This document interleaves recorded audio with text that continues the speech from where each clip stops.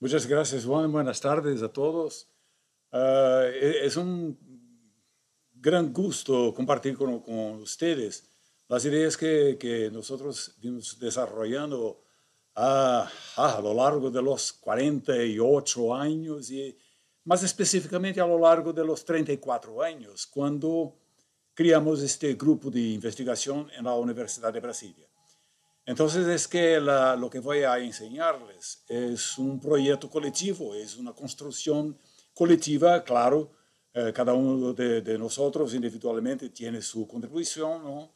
Pero el importante es que es un grupo de investigación con trabajos que publiqué en mi editorial. Los libros de arriba son los míos, de monográficos, ¿no? Solamente conmigo, ¿no? Yo que los escribí. Y los libros de abajo son ejemplos de libros que publiqué en mi editorial que fundé en 2010 de colegas no solo de la Universidad de Brasilia, como Maria Elaine Kosdorff y Gunther Kosdorff, que este tratado, un verdadero tratado sobre desempeño morfológico de los lugares, pero también de Valério Medeiros, que este libro de memorias de viajes, y de otras universidades, como el libro de Vinicius Neto, de Universidad Federal Fluminense del estado de Río, y este que desde la colega Lucy Dónega de una otra universidad, y este libro que es de una querida amiga que ya perdemos, que es un libro de poesía. Entonces, lo que quiero decir es que es un proyecto colectivo sin lo cual no habríamos logrado hacer lo que hacemos, ¿no? Entonces, las dos ideas centrales de esta presentación es ir en contra de los lugares comunes de la capital. Por ejemplo, abandonaron la utopía, se quedó con la cara de la ciudad brasileña. O, como escribe Holston, la abrumadora sensación de monotonía y tristeza que experimentan los brasilienses en la ciudad. O, desde un helicóptero es genial, pero allá abajo, donde vive la gente, Brasilia apesta, como escribió Yangel, por ejemplo. Y la otra idea es ir en contra del maniqueísmo. Lo que busco es caracterizar lo que es peculiar en Brasilia, en las calidades, en el proyecto y más allá del proyecto, y en los problemas, en el proyecto y más allá del proyecto. La estructura de la presentación es esa. Voy a enseñarles un poco de todo que nosotros tenemos en la municipalidad, porque Brasilia no es solamente la parte proyectada por Lúcio Costa, conocida como el plan piloto, o el avión, o el pájaro. No, nosotros tenemos muchas configuraciones, muchos que yo llamo los tipos de este patchwork en la municipalidad de Brasilia. El plan piloto es solo un trozo de él y vamos a considerarlo también porque es parte del todo, ¿no? Pero inicialmente quiero hablar un poquito sobre la metrópoli como un todo, sus características y sus peculiaridades. Como dijo, es una ciudad muy peculiar. Por ejemplo, densidades. Nosotros nos gustan mucho los estudios comparativos y siempre que podemos utilizamos estos estudios, preferencialmente internacionales, ¿no? Porque así tenemos con clareza la ubicación de Brasilia dentro de este largo panorama. Por ejemplo, Brasilia tiene bajísimas y muy bajas densidades. Entonces, ustedes ven que él se aproxima de las ciudades norteamericanas, no de las ciudades de Asia, por ejemplo, que son las más densas del mundo. Y cuando nosotros podemos, con la precisión de la información que tenemos, rehacer este estudio, la densidad viene para acá. Entonces es muy, muy baja mismo, es 23 habitantes por hectárea, que es muy costosa, ¿no? Hay costos sociales y económicos enormes para una ciudad de esta densidad. Y miren ustedes, estos son los sectores urbanos, no la discontinuidad, que va a aparecer en esta otra variable, que es la dispersión. Esta es una fotografía aérea aproximadamente de la municipalidad. No es exactamente la municipalidad, pero la municipalidad es un poquito más que eso que ustedes ven aquí, ¿no? Entonces, la parte proyectada en el concurso de 1957 es esta, aquí, aproximadamente este triángulo que fue declarado sitio patrimonio cultural de la humanidad, ¿no? Fue clasificado como patrimonio de la humanidad. Entonces, es este sitio aquí, pero la municipal es mucho más larga. Y esta es, voy a decir, la empiria, ¿ok? Este es lo que vemos por la apariencia del fenómeno. Pero este es el intento de quitar la capa de esta empiria, de esta apariencia, y enseñar la estructura de la ciudad. Y para eso nosotros utilizamos, en este caso, las técnicas de la teoría de la sintaxis espacial. ¿Qué es esto? De manera muy sencilla y muy breve, ¿no? Este revela cómo las calles, las avenidas, las calles, las autopistas, las carreteras, cómo es la estructura de accesibilidad de cada una de ellas y de todo el sistema, ¿ok? Y el resultado se muestra en colores que van de las más calientes, rojo, naranja, para las más frías, como azul oscuro. Y esto quiere decir que, en promedio, las calles de colores más quentes, como este aquí, que es la calle más caliente, vamos a decir, de todo el sistema, esto significa que, en promedio, es más fácil de cualquier punto del sistema llegar aquí. Y esto es muy importante porque esto muestra cómo este punto, esta ruta, este trozo de calle es muy accesible para la municipalidad como un todo. Juan, si hay problema me dije, ¿eh? Estoy oyendo a ustedes, ¿ok? Ok, ok, muy bien. Entonces, esto revela la estructura de accesibilidad, ¿ok? Esto es muy importante como vamos a ver. Por ejemplo, ustedes ya notan que el plan, las principales calles del plan piloto, la parte proyectada inicialmente, no es caliente, es verde y un poquito azul claro, ¿no? Y esto nos da una otra característica de la ciudad que voy a hablar dentro de un ratito. Estas son las densidades de los sectores, de las partes censitarias del censo de 2010 de la ciudad, ¿ok? Cuanto más alto los prismas, más denso. Y entonces, solo hay 3 ciudades en el mundo con este tipo de configuración. Esto es, las más altas densidades están en la periferia, no en el centro. Las otras 2 son Joanesburgo, en África del Sur, y Moscú, y Brasilia. Solo estas 3. Es una cosa muy rara las densidades estar en la periferia y no en el centro de la ciudad. Y esto ilustra un poquito cómo la cuestión de la dispersión tiene un impacto muy fuerte en los costos de la movilidad urbana, ¿okay? del transporte colectivo. Esto muestra cómo la dispersión, y esas son las ciudades brasileñas, ¿okay? La dispersión está en azul. Cuando la dispersión aumenta, como en Brasilia, los costos de transportes aumentan también. ¿Okay? Y la correlación, si ustedes están un poco familiarizados con esta correlación estadística, voy a utilizarla varias veces, es de 0 a 1, ¿no? Cuanto más cerca de 1, más alta es la correlación. Y esto significa que costos y dispersión varían de manera muy similar.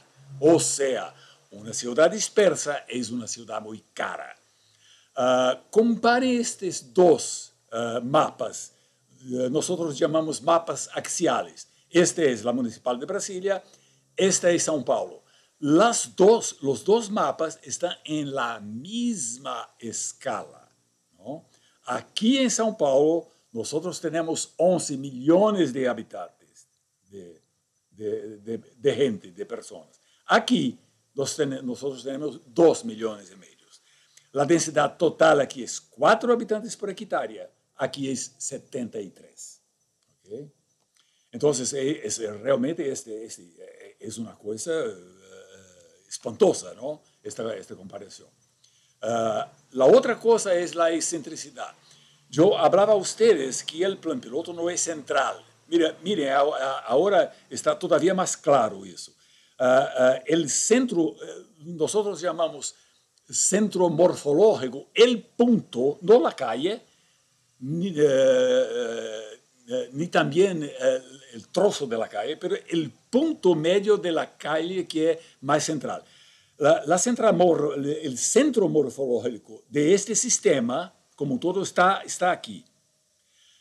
Pero nosotros tenemos en el plan piloto 47% de los empleos totales de la ciudad están aquí, en el plan piloto. Entonces, nosotros llamamos este punto, que el punto de cruce de los dos elementos estructurales, vamos a ver eso con más clareza después, llamamos el centro funcional. Bueno, el centro funcional y el centro morfológico, que es el punto físicamente más accesible de toda la ciudad, no coincide ni un ni el otro con el centro demográfico que está aquí. Esto también es una cosa rarísima. Estas son las distancias. Ahora, dando un zoom, esta es la distancia entre el centro funcional, el centro demográfico, esto es, el punto que minimiza la distancia para todos los habitantes, ¿okay? Toda la gente de la ciudad, en sus casas, en sus viviendas.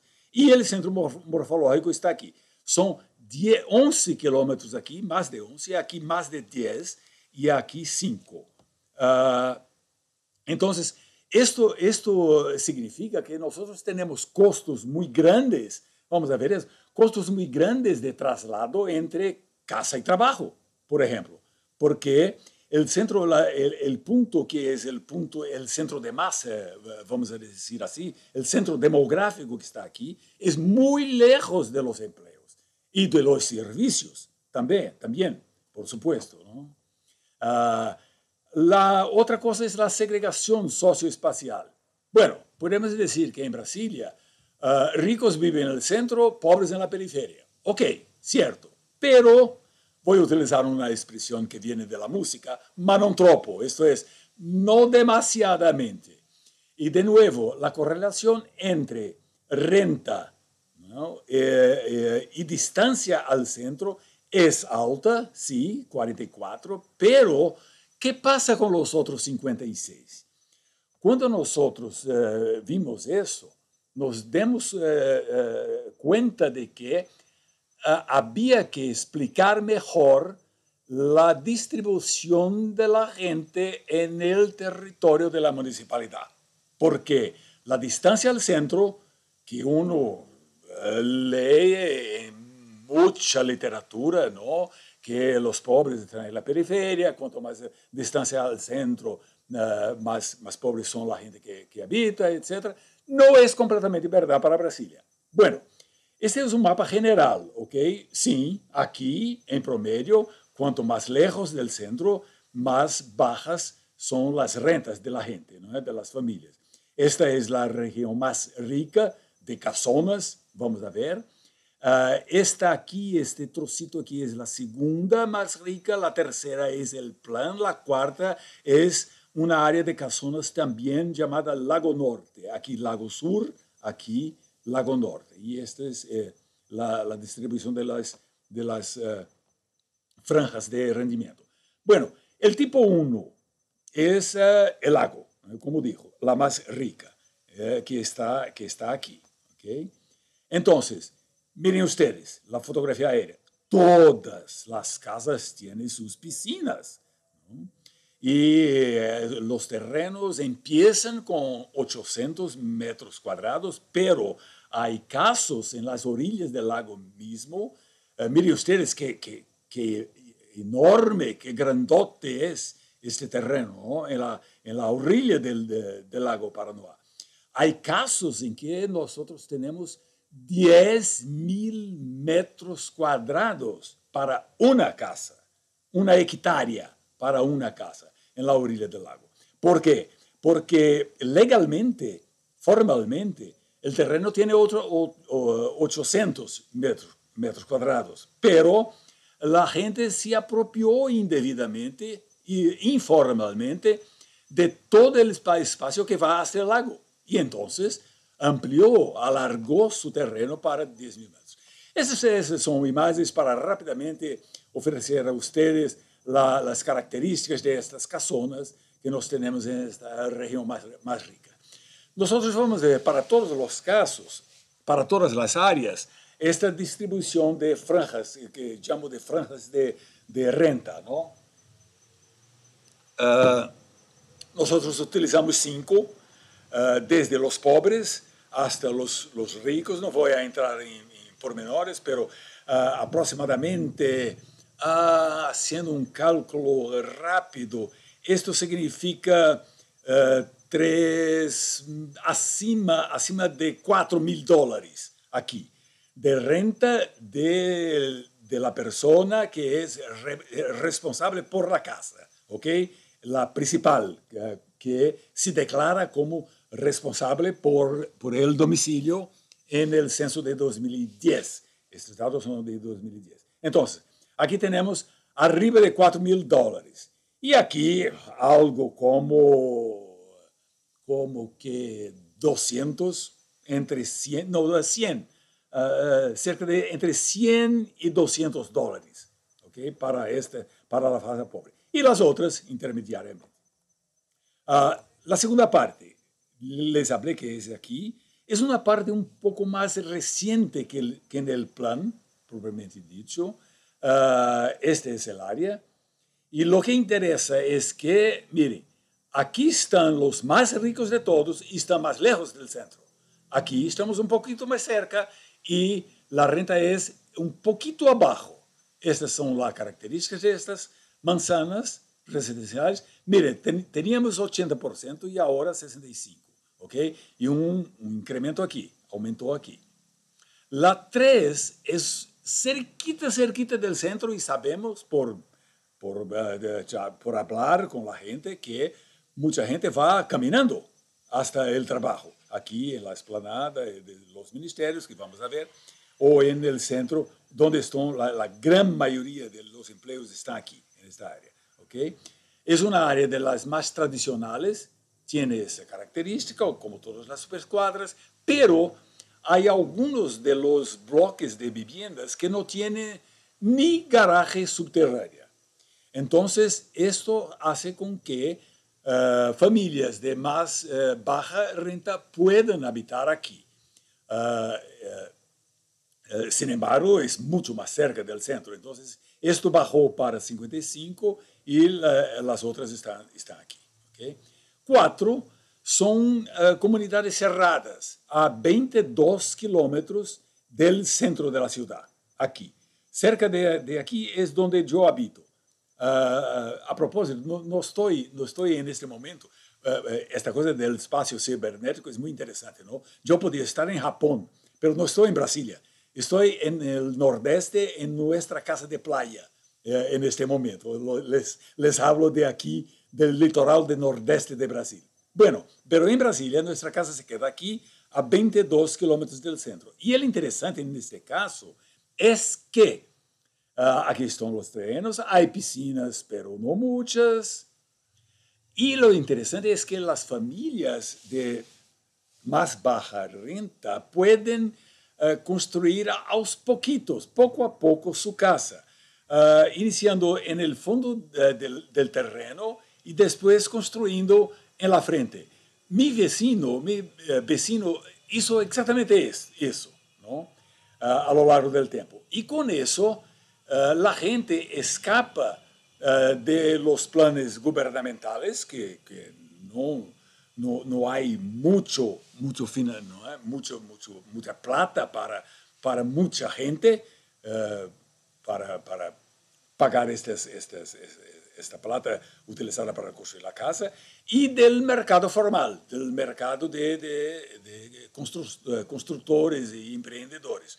Entonces, es posible realmente de familias más pobres. Si ustedes después van a quedarse con esta presentación, a propósito, Mario ya está, o Ricardo ya está con ella, ¿no?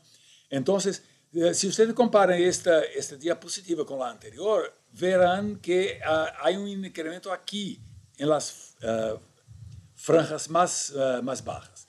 Aguas Claras es, de nuevo, a 25 kilómetros del centro, y es una área también de comunidades cerradas, pero no son casas, es vertical, tiene esa cara.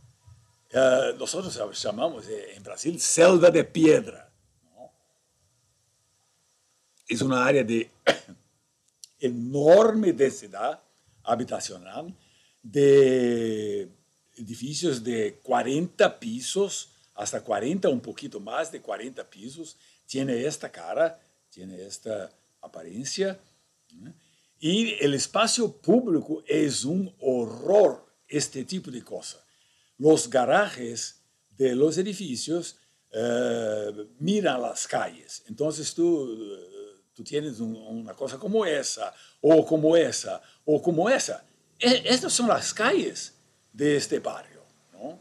Entonces son comunidades cerradas, haciendo con que las calles sean, como nosotros llamamos, ciegas. Nada abre.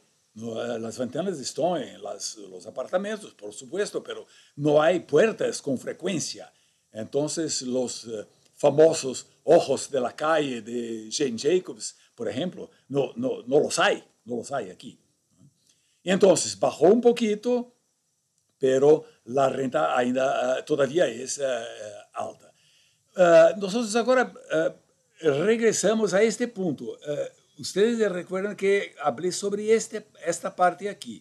Y ahora esta parte es muy diferente, porque muy diferentes son los tipos de las viviendas. No hay garajes subterráneos, no hay elevadores, ¿ok? Solo escaleras para los pisos superiores. Entonces, esto hace con que familias de más baja renta puedan vivir aquí. Y estos son los perfiles. Ahora nos vamos para una área, de nuevo, en el área más noble del plan piloto, en la asa sur de Brasilia, ¿no? Estas manzanas fueron planeadas, sí, para trabajadores de baja renta. Y eso funcionó correctamente, ¿no? Porque son edificios como estos que no tienen sequer los clásicos pilotis de la arquitectura moderna. Ni elevadores, ni garajes subterráneos. Entonces son edificios, apartamentos mucho más baratos, y que permite que ahora esta sube bastante, ¿no? Y los ricos son por la primera vez la tercera franja de las rentas. Este ejemplo es muy interesante. Miren, aquí está la esplanada de los ministerios, el centro que yo llamo el centro del Estado, ¿no? El centro de la sociedad civil está acá, oficinas, hoteles, hospitales, bancos, etc. El centro del Estado está aquí, y aquí está la Plaza de los Tres Poderes. Vamos a ver. Aquí es un resquicio, lo que restó todavía de un, llamamos acampamento de obras. Las constructoras que llegaron en Brasil en 1957 abrigaron a todos aquí, en estos acampamentos o en estos sitios, desde los propietarios hasta los técnicos de nivel medio, profesionales, arquitectos, ingenieros y trabajadores de la construcción civil. Y también funcionarios de los altos escalones gubernamentales, también por negociaciones, por capital social, ¿no? Por conocimiento. Entonces habitaron a la Villa Planalto también en esta parte. Lo interesante es que en casas, en terrenos, en manzanas, en calles distintas, todavía muy cerca, muy próximas y mezcladas entre sí. Esto es lo que es más interesante de la Villa Planalto, ¿no? Que se llama este barrio. Es un pequeño barrio de 7.000 personas, habitantes. Entonces, ustedes tienen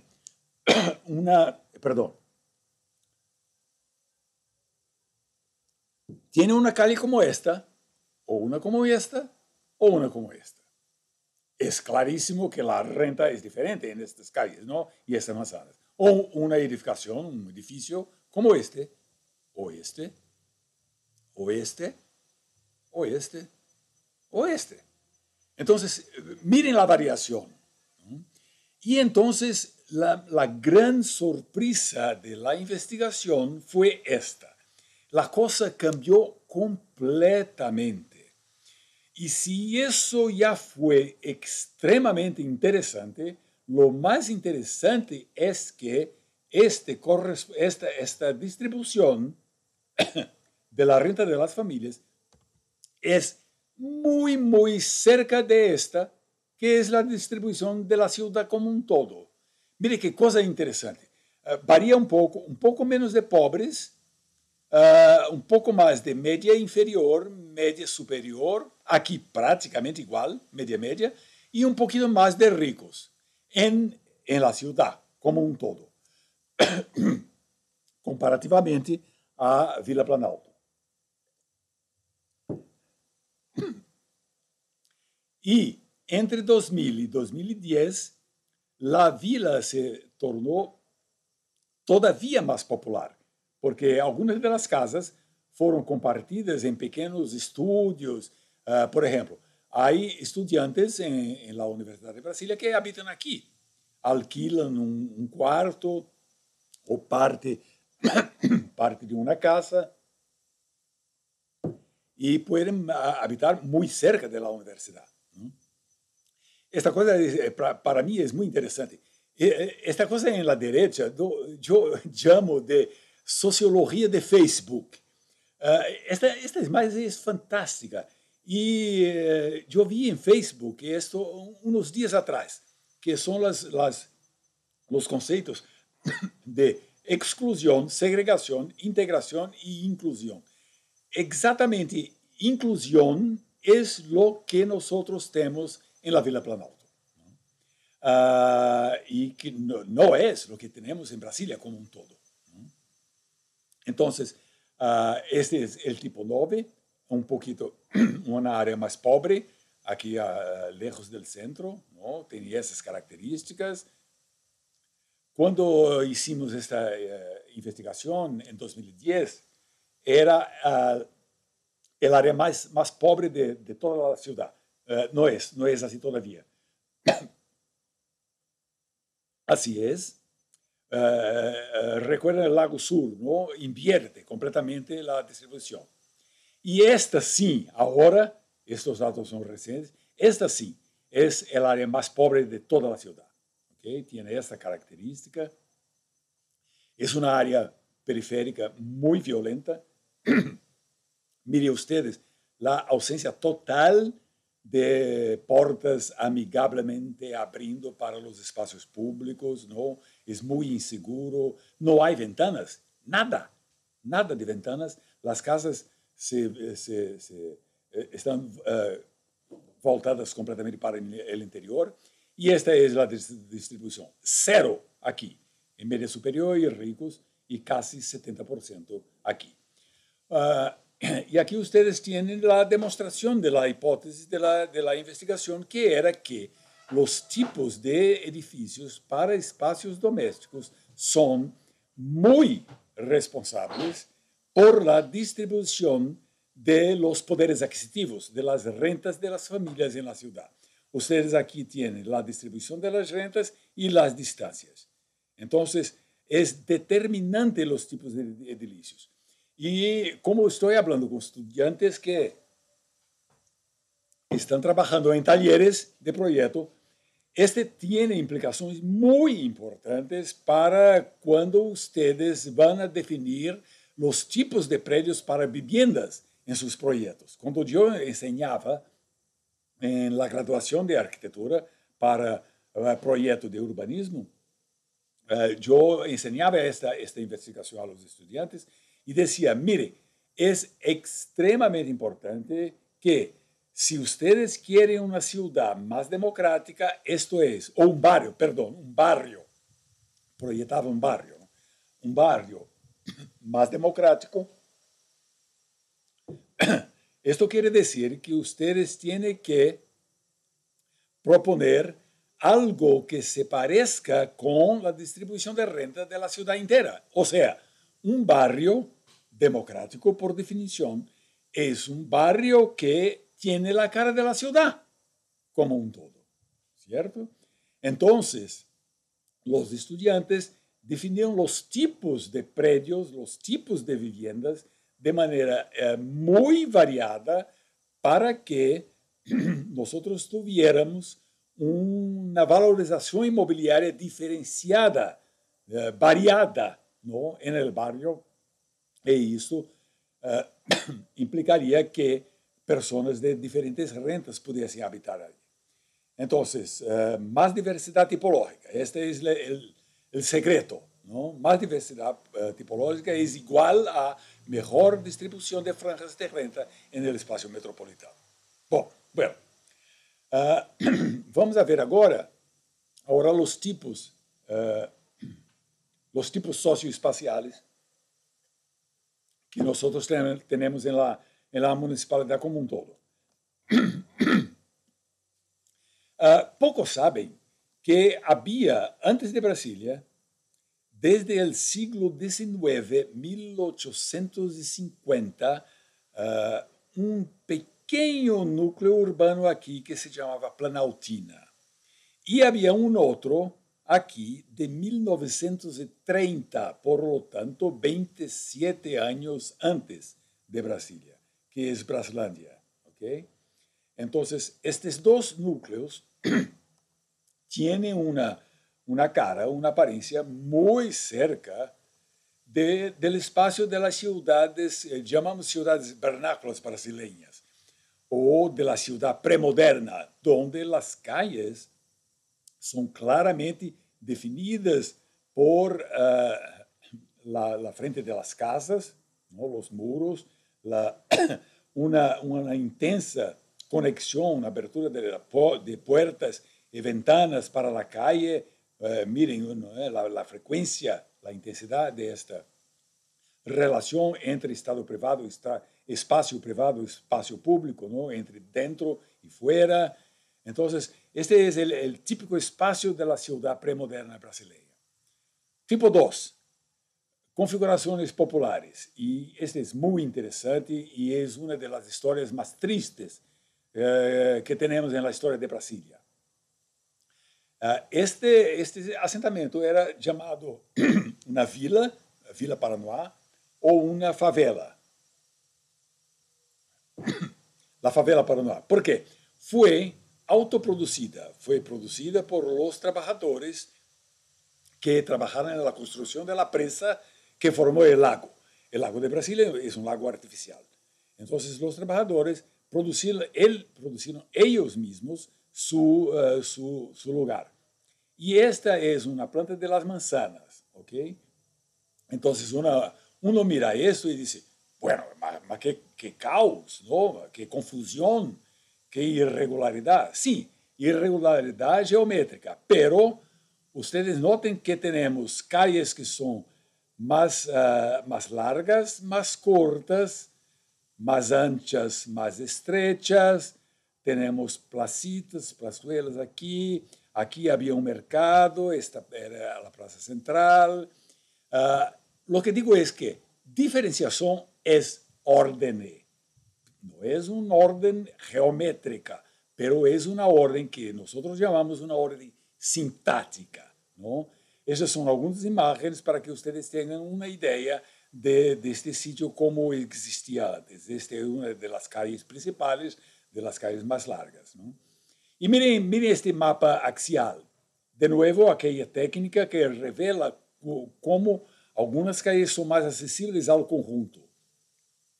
Hay una cantidad enorme de pesquisa, de investigación en el mundo todo que utiliza este tipo de técnica que revela que la configuración misma del sistema de calles es responsable por la distribución de la gente en el espacio. Eso es, independientemente de los usos del suelo, tipo comercio, oficinas, cultura, religión, etc., por el diseño del sistema de calles, más gente pasaría por acá, por el propio diseño de las calles. ¿Ok? Entonces, esto antecede la distribución de los usos del suelo. Es un poco al contrario de que estamos acostumbrados. Lo que pasa es que, vamos a decir, el color rojo atrae el comercio para acá. Y no es un acaso que la plaza del mercado estaba aquí y el comercio principal estaba aquí, en esta calle. Y se prolongaba un poquito más por estas de aquí. ¿Ok? O sea, había una correspondencia, como pasa en todo el mundo en las investigaciones que han utilizado la sintaxis espacial como herramienta metodológica, ¿no? Hay una correspondencia entre lo que nosotros llamamos integración, que es la accesibilidad topológica, y las actividades centrales. En otras palabras, aquí hay una centralidad, ¿ok? Que es al mismo tiempo, al contrario de lo que nos tenemos, como enseñé a ustedes en Brasilia como un todo.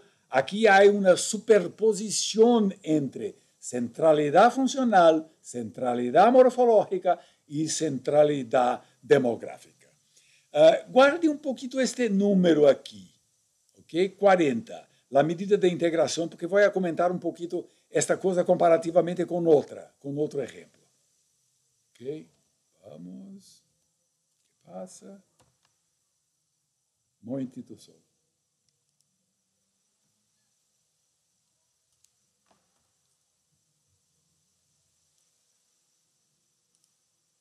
Perdón. Bueno, modernismo periférico y empobrecido. ¿Qué es esto? Lo que pasa es que estas ciudades satélites fueron planeadas también por nuestros colegas arquitectos en general. Son trabajadores del sector público en Brasilia, ¿no? Entonces, estas ciudades satélites tienen los principios del urbanismo moderno, como por ejemplo esta cosa aquí, esta cosa espantosa, en verdad, ¿no? Es uno de estos núcleos satélites. Mire, parece muy claro, ¿no? Parece, porque es muy en planta así, el mapa es muy legible. Hay una unidad que se repite, ploque, ploque, ploque, ploque, ploque, que se repite en todo el asentamiento. Pero imaginen ustedes caminando por aquí para encontrar una dirección. Es una pesadilla esta cosa. Entonces, es un ejemplo magnífico que orden geométrica no es orden arquitectónica, no es orden sintáctica particularmente. Esta cosa tiene esta cara, es una mezcla de habitaciones, de casas con apartamentos. Y mire, ustedes tenían en la favela Paranoá 40 aquí en la integración. O sea, a pesar de la irregularidad geométrica de Paranoá, era mucho más fácil llegar al centro do que aquí, en un sitio que fue planeado profesionalmente. allá en Paranoá había un saber social, un saber implícito, un saber práctico, pero un saber precioso. Y aquí el saber profesional produjo esta cosa espantosa. Y mire, lo que ustedes ven de estas áreas, para comparar, ¿ok? Y para comparar con un laberinto, solo para mostrar que esto no es un laberinto, ¿ok? Esta cosa no existe. Yo dibujé este mapa como si fuera un mapa axial representando calles, ¿ok? Solo para mostrar que un laberinto como este, la integración de la calle más accesible a todo el sistema, e insisto, porque eso es un abordaje sistémica, es de 7.27 y aquí es de 40. ¿Okay? Entonces, esto no es, insisto, porque esto es muy importante, no es un laberinto. Al contrario, cuando nosotros caminábamos por estas calles, nosotros nos orientábamos muy bien, porque con 2 pasos, dos esquinas, 2 inflexiones de percurso, estábamos en una de estas vías más importantes. Y entonces sabíamos exactamente dónde estábamos. Miren, muros ciegos, porque las manzanas de esta cosa son cerradas para el exterior. Aquella imagen que ustedes estaban viendo es de aquí. Y son muros del fondo de las casas. ¿Ok? Entonces, esa cosa. Estas funciones en T o en L, que son también muy comunes en el urbanismo moderno. Bueno, llegamos al modernismo clásico del plan piloto. Claro, no podemos olvidarlo, ¿no? Por supuesto. Primero, claro, la fuerte identidad que tenemos, los 2 grandes ejes estructuradores de la ciudad, esto es, de la parte proyectada, que es esta aquí, ¿no? El llamado eje monumental y el eje rodoviario, que es una vía rápida, sin señales de tránsito, de tráfico, ¿no? A 80 kilómetros por hora, que pasa por toda la ciudad de sur hasta la punta norte. Este es el eje monumental, este es el eje rodoviario. ¿Okay? Un poquito más de tiempo para ustedes ven cómo se estructura, la estructura de llenos y vacíos, ¿no? Los volúmenes y los espacios. Y este es la gran vía rápida, que es una tremenda, una terrible barrera entre lo que yo llamo, como broma, Brasilia Oriental y Brasilia Occidental. Hay una tremenda, una enorme barrera en el medio que tiene esa característica. Bueno, los 4 tipos que vamos a ver son claramente legibles en el paisaje. Aquí hay un tipo que es el tipo monumental, que yo llamé el centro del Estado. Aquí el centro de la sociedad civil. Mire ustedes que los edificios son un poco más altos como un todo, ¿no? El edificio más alto de todos es el Congreso Nacional, si no consideramos la torre de TV, que es el segundo de los 2 marcos visuales más importantes. Esta es exactamente la mirada que yo tengo cuando vengo de mi casa para el centro de Brasilia. Yo veo eso aquí. Y entonces tenemos muy claro la área monumental, el centro que yo llamo centro de la sociedad civil, la área residencial aquí y el tipo que llamamos tipo bucólico, que es esa área de los lagos, de las casonas, de los clubes, etc. Los 2 marcos visuales, por supuesto, ustedes, por cierto, conocen el Congreso Nacional y la Torre de TV. Y es interesante que los 4 tipos se interpenetran aquí en el plan y son visibles entre sí. Del tipo residencial yo veo el tipo monumental, del tipo residencial yo veo el tipo central o gregario, como se llama, y los 2, el espacio del tipo monumental y el tipo gregario, se mezclan en el centro. ¿Okay? Bueno, yo voy a presentarles lo que llamo el espacio de excepción. y hablar un poquito de la sintaxis y de la semántica de un tipo socioespacial que es milenar y que es reproducido en Brasilia. Bueno, ¿qué es el espacio de excepción? La palabra dice que es algo especial, ¿no? Entonces, es algo que es un lugar, un espacio que es físicamente isolado. Miren cómo la explanada de los ministerios y la plaza de los tres poderes es como que colgada en el centro, ¿ok? Pero es como que una península morfológica, porque aquí no hay ciudad, no hay nada alrededor de la explanada y de la plaza de los tres poderes. Entonces, es un sitio isolado. Las grandes distancias que uno tiene que percorrer caminando o de coche entre este espacio y el resto, todo el resto de la ciudad, hace con que podemos llamar eso de espacio de excepción. Y la cosa no es solo física, como aquí está claramente, ¿no? Aquí no hay ciudad, para acá también no, y la explanada está claramente separada del resto del centro de la ciudad y de las alas residenciales.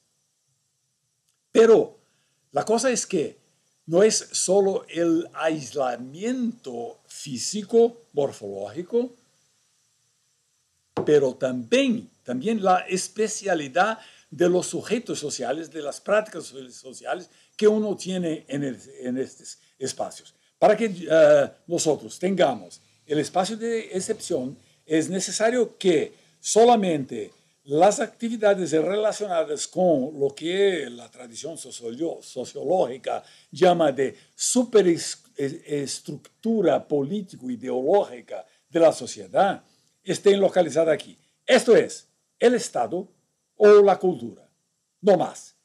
Entonces, el Estado principalmente está aquí, ¿ok?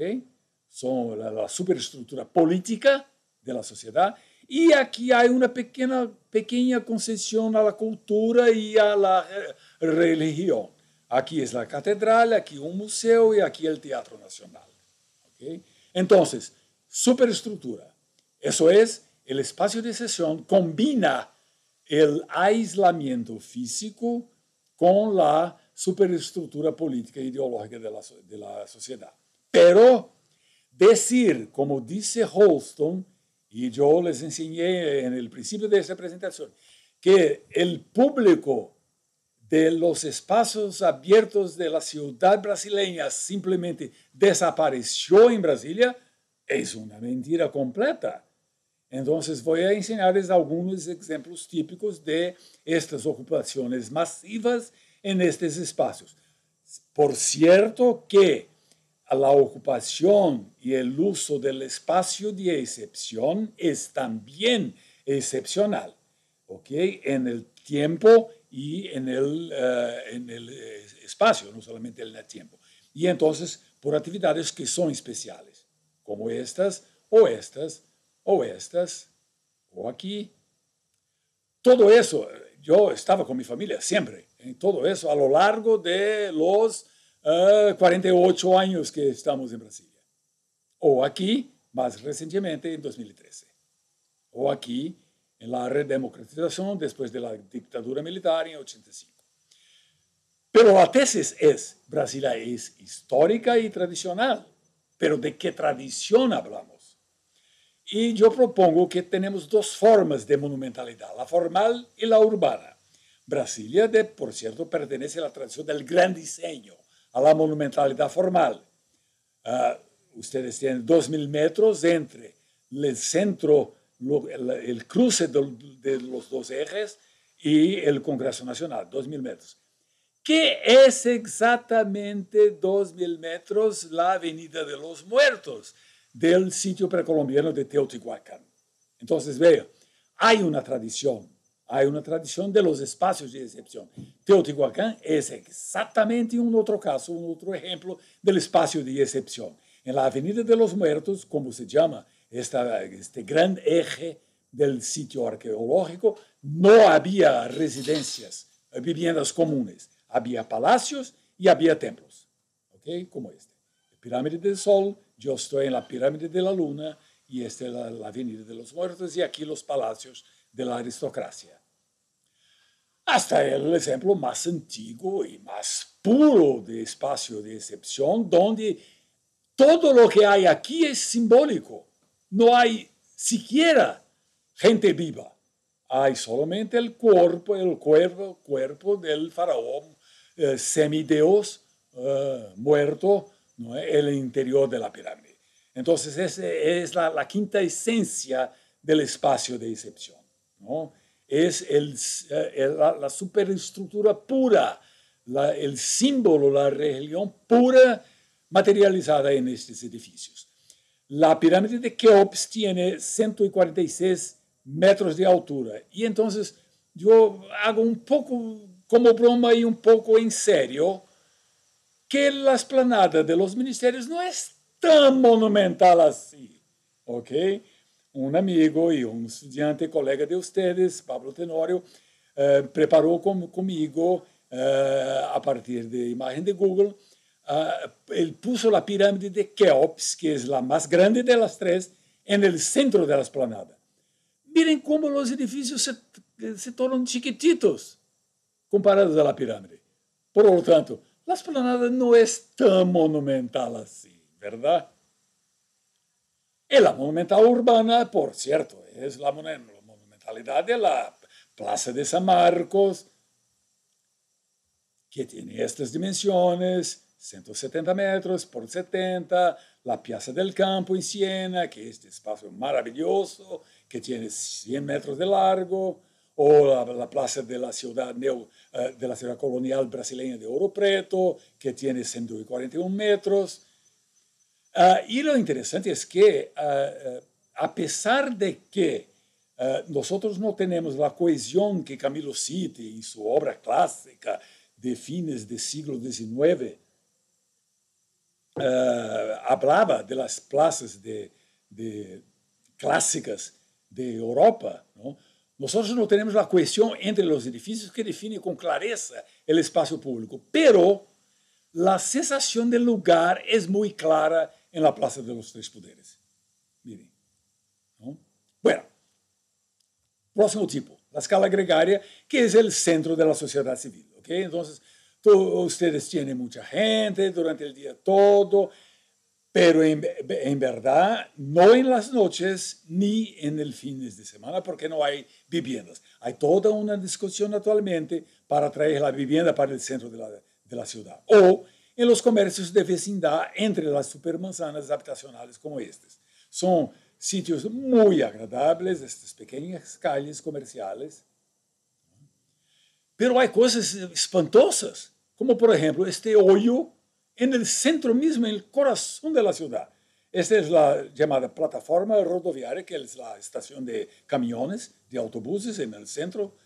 Y esta cosa toda que no fue construida es una inmensa descontinuidad en el corazón de la ciudad. Y entonces voy a enseñarles cómo los estudiantes proponen llenar este espacio con edificaciones como por ejemplo aquí. Esos quiosques de comercios informales son de colegas suyos. O aquí, miren, en vez de aquel hoyo gigante que tenemos aquí, tenemos un otro edificio que establece una continuidad, que establece los ojos de la calle a lo largo de todos estos casi 500 metros que van de la punta de este edificio hasta la punta del otro edificio, que es simétrico a este del lado de acá. ¿Okay? Entonces, es un ejemplo muy interesante de cómo se permite el comercio informal con estos vendedores ambulantes en estas áreas y se adiciona un elemento físico para que el espacio sea más intensamente utilizado. O este otro proyecto de un otro estudiante que hace la misma cosa, el mismo espíritu, pero de una forma un poquito diferente. Entonces, ¿la vida social oscila sin salvación entre el trabajo y la residencia? No, seguramente no es verdad. Este es el hecho. En días comunes, en las alas residenciales, ustedes tienen eso aquí, en las supermanzanas. O eso, o eso, o eso, o eso. Los viejitos jugando cartas, dominó en las tardes, en quiosques improvisados, en el espacio público. Este slide me gusta mucho porque los bancos están para afuera de la supermanzana, no para adentro. En los fines de semana, bueno, ¿qué pasa con el gran eje de vía rápida? En los días de semana es así, en los fines de semana es así. La gente ocupa completamente, densamente, intensamente el eje rodoviario. Por supuesto, es una estratificación social de las clases media altas, como vimos en las supermanzanas, porque quien habita el plan piloto son una población que viene en tercer lugar de los más ricos. Y las ocasiones excepcionales, como les hablé, en las planadas de los ministerios, como aquí, o como aquí, o como aquí. Esa fue una demostración contra el machismo, y nosotros estábamos allá en 2016. ¿Okay?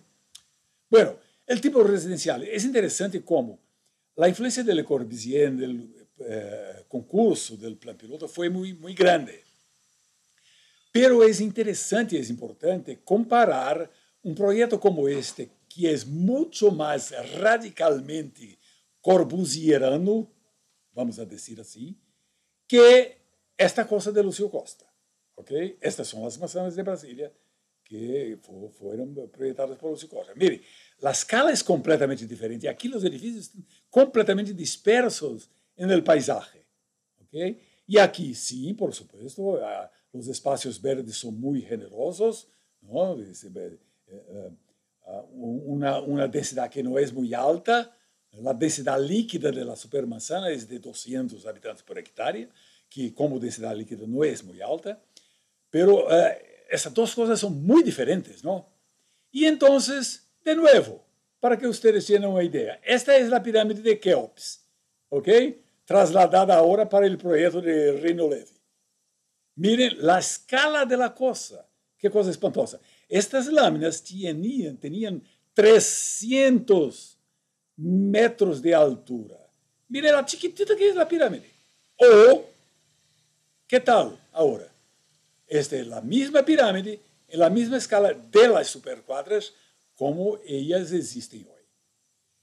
Creo que estas dos imágenes son muy ilustrativas de dos maneras muy radicalmente diferentes de uno concebir el espacio moderno, ¿no? Entonces, ustedes ven, espacio moderno, sí, pero ¿cuál?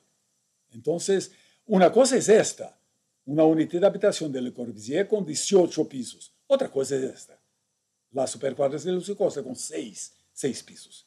18, 6. Y claramente Lúcio Costa se inspira, ¿no?, en las ciudades europeas, como Copenhague, como París, como Barcelona. Miren, todos con 6 pisos. Como Estocolmo. Bueno, yo voy a dar un ejemplo ahora que es un proyecto mío para una supercuadra. Y el reto era cómo hacer diferente. ¿Es posible hacer algo diferente en una supercuadra? Vamos a ver que sí.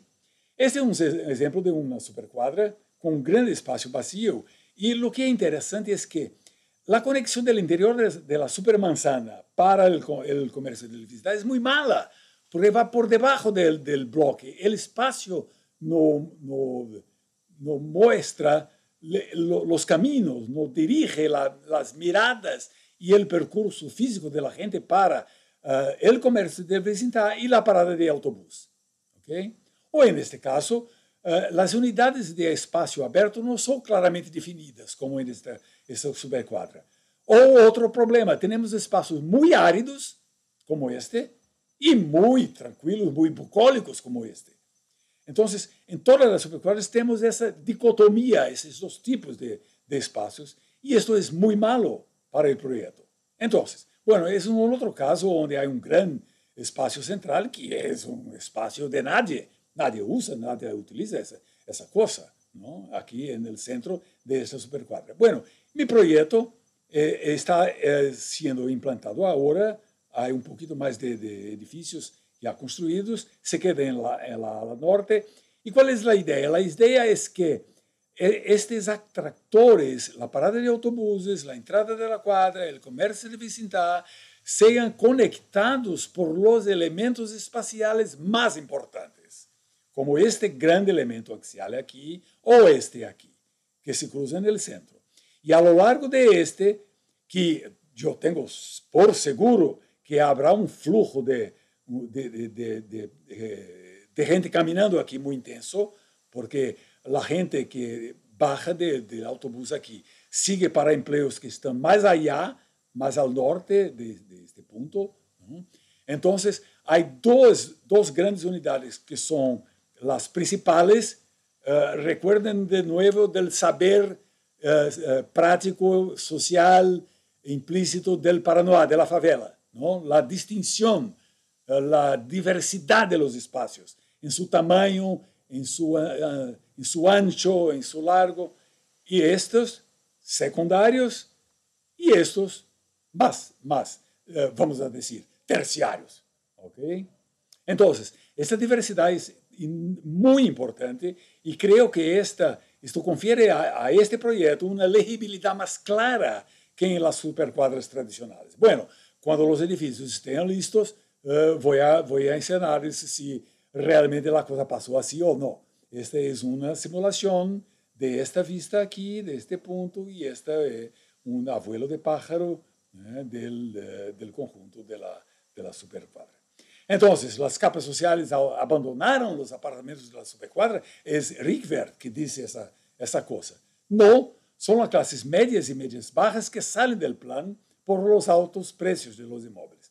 Y dicen que es violenta Brasilia, el centro es violenta. No, violenta es la periferia. Miren ustedes cómo el índice de homicidios es mucho más alto, 5 veces prácticamente más alto en la periferia que en el centro de la ciudad. Y finalmente, la escala bucólica, ya fue con 1 hora, no quiero cansar a ustedes más que el necesario. La escala bucólica es el espacio verde alrededor. ¿Okay? Entonces voy a enseñarles este ejemplo en la punta de la península. Es un espacio lindo, muy bello, donde se tienen unas vistas para el plan y para la explanada maravillosa. O aquí, o aquí, o aquí. Mire, el Congreso Nacional, la explanada está aquí, el centro de la sociedad civil, y este espacio en los fines de semana está intensamente utilizado, pero también durante la semana. Y finalmente el postmodernismo, voy a pasar muy rápidamente, que es una cosa increíble porque es una degradación del espacio moderno. Entonces es una peora del espacio moderno con este tipo de cosas. Edificios completamente cerrados, introvertidos, ¿no? Voltados hacia adentro, como esta cosa, con inmensos aparcamientos, áreas de aparcamientos, y finalmente la ciudad de los muros, que nega completamente el espacio público como este tipo de cosa, que está alrededor en todas las áreas del distrito de la Municipal de Brasilia, tenemos este tipo de cosa.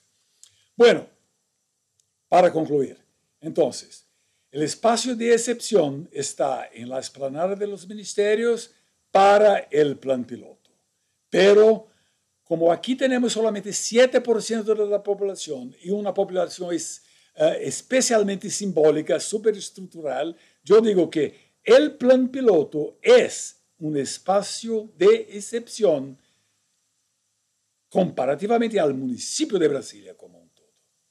Pero el municipio de Brasilia como un todo, cuando no tenemos casi industria, cuando tenemos solamente administración y servicios, es un espacio de excepción en el territorio de Brasil. Y para concluir, el territorio de Brasil hoy en día está caminando rápidamente para una teocracia delirante, como ustedes, por supuesto, oyeron hablar, una teocracia delirante ante el espacio del planeta como un todo. Por lo tanto, podemos sí, esta teocracia delirante, caracterizar el territorio y la realidad socioespacial brasileña como un espacio de excepción vis-à-vis el planeta Tierra. Ok, muchas gracias. Quedamos por aquí. Estoy listo para platicar un poquito más con ustedes, si quieren. Perdona por el tiempo. Fue un poquito más largo de lo que pretendía.